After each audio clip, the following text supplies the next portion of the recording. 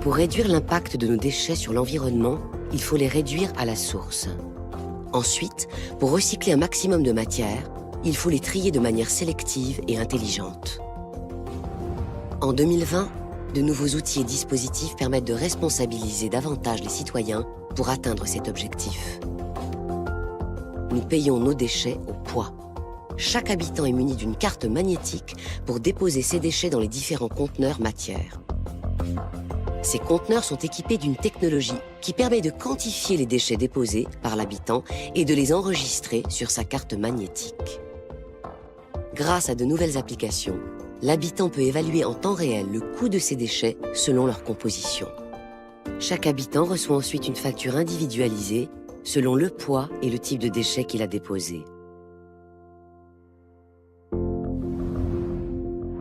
Au cœur des villes, des réseaux souterrains voient le jour pour évacuer les déchets de manière automatique. Les résidents introduisent les déchets dans les bornes de collecte selon leur nature. Grâce à de puissants ventilateurs, les déchets sont évacués les uns après les autres jusqu'au terminal de collecte, 1 ou 2 kilomètres plus loin.